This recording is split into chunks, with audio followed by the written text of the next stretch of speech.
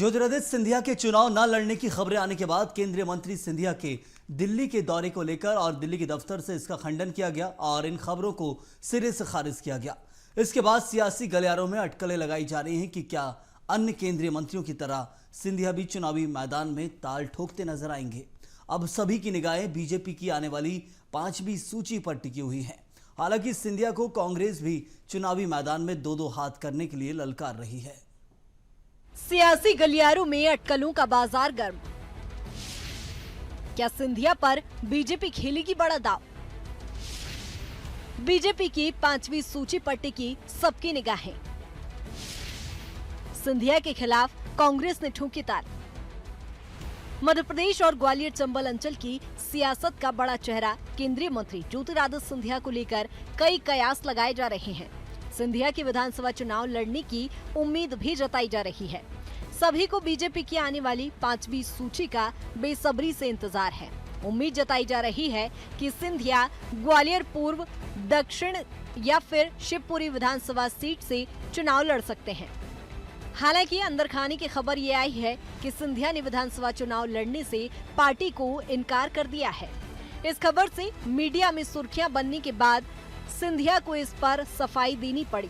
उनके दिल्ली स्थित दफ्तर से सोशल मीडिया के माध्यम से स्पष्ट कर दिया गया कि सिंधिया ने कभी भी चुनाव लड़ने से पार्टी को इनकार नहीं किया है। उनके इस तरह के खंडन करने से उन कयासों और अटकलों को और बल मिल गया, जिनसे सिंधिया के विधानसभा चुनाव लड़ने की प्रबल संभावनाएं जाहिर की गई हैं। हालांकि इस मुद्दे पर बीजेपी का कहना है कि केंद्रीय मंत्री सिंधिया का चुनाव लड़ना या ना लड़ना पार्टी संगठन पर डिपेंड करता है, क्योंकि इस वक्त बीजेपी को मध्य प्रदेश में किसी कीमत पर भी जीत हासिल करनी है। इसीलिए पार्टी कोई भी निर्णय ले सकती है और इसकी झलक हम देख चुके हैं। इनमें देश के 3 केंद्रीय मंत्री प्रत्याशी बनाकर चुनावी मैदान में उतारे गए हैं। हालांकि बीजेपी कांग्रेस से कह रही है कि वो सिंधिया जी की चिंता ना करें, वो अपना घर देखें। कांग्रेस ने सिंधिया जी की चिंता तब क्यों नहीं की जब वो उनकी पार्टी में थे।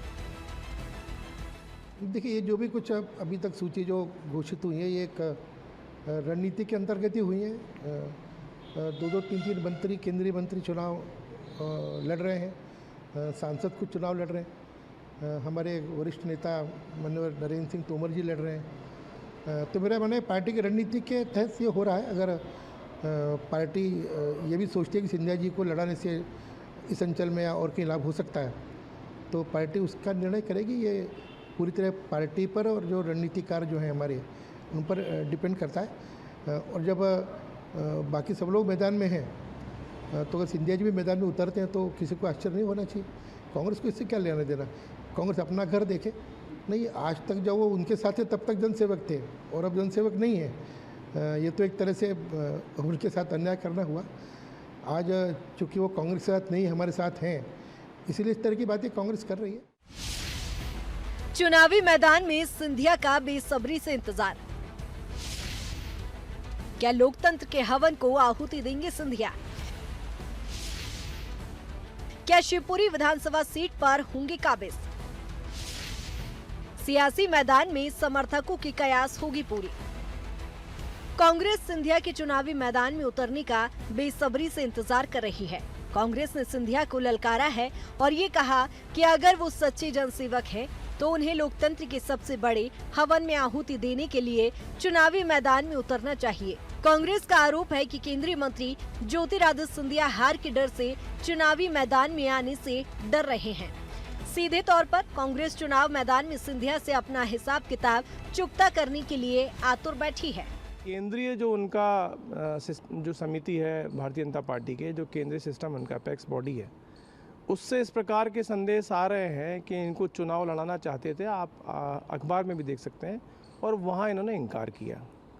तो कांग्रेस का तो कहना ये है कि जो व्यक्ति छाती पीट कर अपने आप को जनसेवक बताता है, तो क्या उसका ये दायित्व नहीं बनता है कि जब लोकतंत्र का महायज्ञ हो तो उसमें जाके अपनी हवन में सम्मिलित हो, अपनी आहुति दे और विधायक बन के ये दिखाए कि हाँ, मैं मुख्यमंत्री का चेहरा हूँ।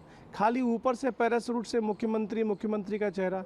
और हम तो आपके माध्यम से उनको चुनौती भी देते हैं कि इस विधानसभा में वो विधानसभा लड़के और विधायक बन के दिखाएं, तभी वो किसी भी माइक से या किसी सार्वजनिक जगह पर अपने आप को जनसेवक बताएं।